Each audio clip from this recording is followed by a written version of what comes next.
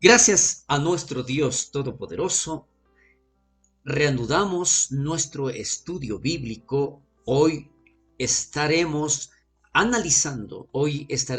estudiando el capítulo 23, porque recordemos la última ocasión que tuvimos la oportunidad de hablar del libro de los Hechos de los Apóstoles, nos quedamos en el final del capítulo 22. Por lo tanto, como mencioné, hoy con el capítulo 23 ingresamos a la primera parte, pero no antes, sin recordar exactamente de lo que se trataba, de lo que pasó en el capítulo 22, una forma muy resumida, sobre todo analizando ya la última parte, referente a el sermón de Pablo en Jerusalén, en donde él llegó a ese lugar a pesar de que existieron advertencias, a pesar de que existieron profetas en donde le decían que él no debía ingresar a Jerusalén porque la situación era muy difícil o se iba a presentar varios problemas para él. Sin embargo, él no hizo caso de eso porque él quería compartir, él quería expresar eh, todo lo que a él le sucedió durante todo este tiempo y sobre todo el anhelo de que conozcan exactamente del Evangelio. Pero recordemos entonces allí, sobre todo en el versículo último de este capítulo 22, el comandante romano arregla una audiencia sobre los cargos de Pablo ante el concilio judío, o sea, el Sanedrín. ¿Por qué? Si bien es cierto, Pablo intentó predicar en el templo, pero no lo dejaron. Luego quiso dirigirse a la multitud, que por cierto estaba muy molesta con lo que Pablo había mencionado, tampoco le dejaron. Y ahora lo que se intenta es precisamente saber exactamente qué es lo que pasa con Pablo ante el concilio judío para que ellos lo juzguen.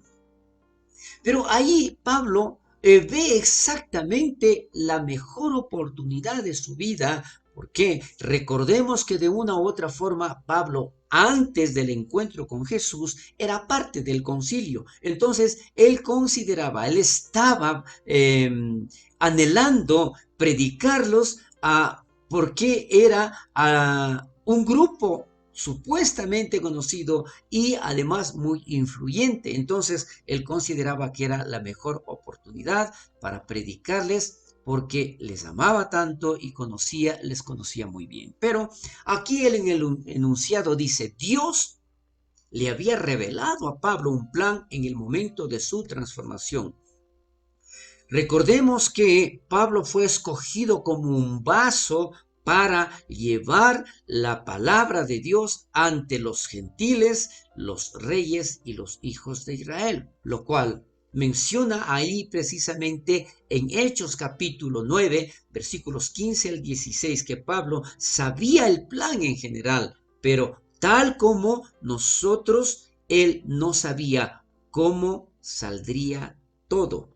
Él tenía que confiar en Dios, así como cualquier otro creyente. No se trataba simplemente de hacer lo que él quería, de la voluntad, por más buena voluntad que él haya tenido. No se trataba de eso, sino de depender del Espíritu Santo. Por lo tanto, ingresando hoy con pequeño resumen, en Hechos 23, Pablo bajo custodia protectora de Jerusalén a Cesarea. Recordemos entonces, el capítulo 22 propiamente habla del discurso que quiso Pablo entregar a Jerusalén. Acá el capítulo 23 es propiamente lo que se produce al ser rechazado en la guardia romana, le lleva custodiado hasta Cesarea.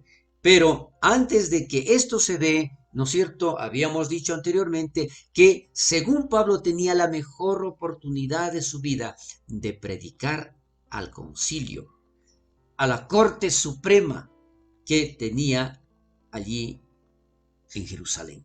Pero ¿qué es lo que sucede? La defensa de Pablo ante el Sanedrín se presenta. Allí vemos nosotros en este capítulo 23 los versículos 1 y 2, en donde Pablo comienza su discurso ante el concilio. Pero la forma como él inicia es la siguiente. Entonces Pablo, mirando fijamente al concilio, comienza a hablar. Y dice que el día anterior de lo que habíamos visto nosotros en el capítulo 22, sobre todo en el versículo 30, ¿no es cierto?, en donde le proponen precisamente al concilio para que ellos sean los que juzguen la situación de Pablo. Entonces el día anterior Pablo vio como una gran oportunidad de dar el mensaje en el templo, pero fue frustrada por la multitud, y a que ellos no le permitieron terminar su mensaje, no le dejaron expresar lo que él quería, pues empezaron a alborotarse. Pero ahora Pablo tenía otra oportunidad de ganar a Israel para Jesús. Y él consideraba la mejor oportunidad porque el hablar ante el concilio, teniendo esa oportunidad de predicar a Jesús a estos hombres tan influyentes, consideraba entonces que era la mejor oportunidad de su vida. Pero ¿cómo empieza él este discurso?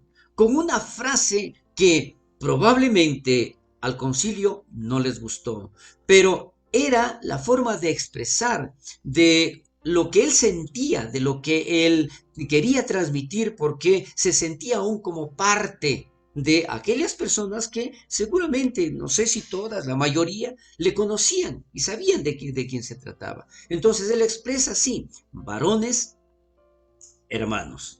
De acuerdo con el comentarista bíblico William Barclay, dice que esta fue la forma de dirigirse que hace ver a Pablo como una persona extremadamente audaz, dándole un lugar equivalente a los del concilio. Al decir varones, hermanos, él se sentía como parte de. Pero como mencioné también, no sé si ellos lo consideraron de la misma manera. ¿Por qué? La forma que se dirigía siempre una persona a ellos era gobernantes del pueblo y ancianos de Israel. Si usted se puede dar cuenta, entonces hay una gran diferencia entre lo que ellos esperaban y cómo se pronunció Pablo. Más adelante, él menciona y dice: yo con toda buena conciencia he vivido delante de Dios hasta el día de hoy. ¿Qué quería él mencionar? ¿Qué es lo que él trataba de expresar? De que definitivamente era Dios el que le había transformado y que hoy él se mantenía con una buena conciencia, y sobre todo considerando que estaba dentro del concilio y estaba expresando esto a personas supuestamente honestas y que también deberían estar con una muy buena conciencia. Entonces Pablo quizá pensaba que esta manera de comenzar a predicar era inocente. Él no insinuaba que era alguien perfecto, para nada. Peor aún, que él no tenía pecado y que su conciencia nunca le decía que él hacía mal. No se trataba de esto.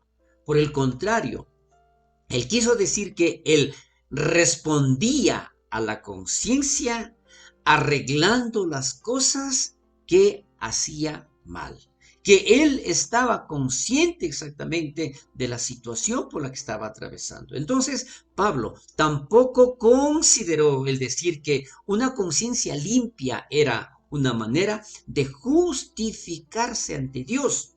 ¿Por qué? Aquí vamos a escuchar un comentario también de otro comentarista bíblico llamado Bruce.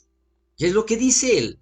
Pablo apeló al testimonio de la conciencia al estar delante de la Suprema Corte de Israel, pero no era una justificación propia en la que él confiaba al presentarse en la corte celestial.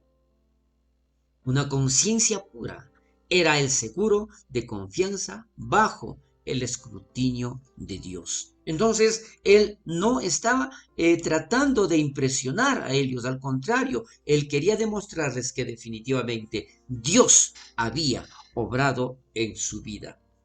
Esta declaración de Pablo lo podemos confirmar o ratificar en la primera carta a los Corintios, capítulo 4, versículo 4, que es completamente relevante. Dice, porque aunque de nada tengo mala conciencia, no por eso yo soy justificado, pero el que me juzga es el Señor. Entonces, es allí donde nosotros debemos de entender que definitivamente Pablo lo único que anhelaba era que se den cuenta de que estando presente o al frente de tan distinguidas personas y que supuestamente su conciencia también debería estar buena, entonces, ¿qué es lo que sucedió? Él habló de una forma muy sincera. Pero, ¿qué vemos aquí nosotros en estos versículos? Que el sumo sacerdote Ananías ordenó entonces a los que estaban junto a él que le golpeasen en la boca. Imagínese entonces, él se sintió extremadamente ofendido con estas palabras. ¿Y qué es lo que sucedió? La proclamación de Pablo de una buena conciencia definitivamente le ofendió al sumo sacerdote. Y luego vamos a ver exactamente la razón. Él pensó que alguien acusado de crímenes tan serios no debería decir que tiene una conciencia limpia. Pero es allí precisamente, quizás, él estaba siendo acusado en su corazón por la inherente integridad del dicho de Pablo. Él era un hombre con una buena conciencia y era evidente en su forma de hablar y actuar. ¿Sí? Entonces, él se sintió propiamente ofendido. Y es por eso que utiliza esto, ¿no es cierto? Y dice, denle en la boca por lo que él estaba diciendo y que, como decíamos, probablemente de forma muy indirecta se sentía él aludido por sus palabras. Otro comentario de Hages en esta ocasión dice, no importa cuál era el motivo, esta orden era ilegal. Se refiere precisamente a la orden que da Ananías de golpearle en la boca a Pablo. Por lo que la ley judía dice, el que golpea, y eso está escrito en el libro de Deuteronomio, el que golpea a un israelita en la mejilla es como si golpeara la gloria de Dios. Y el que golpea a un hombre, golpea al santo de Israel. Entonces, esto es, ¿no es cierto?, por lo que Pablo menciona allí, no debía haberlo hecho. Pero ¿qué pasa? Ananías, quien era el sumo sacerdote de ese tiempo, no honró su puesto. Él falló ante la ley que él mismo lo menciona. Entonces, ¿qué es lo que sucede? Que aquí nosotros vamos, él era bien conocido por su avaricia, ¿sí? Dese cuenta entonces quién era Ananías, el sumo sacerdote. El historiador de los antiguos judíos, Josefo, habla de cómo Ananías robaba de los diezmos que pertenecían a los sacerdotes comunes.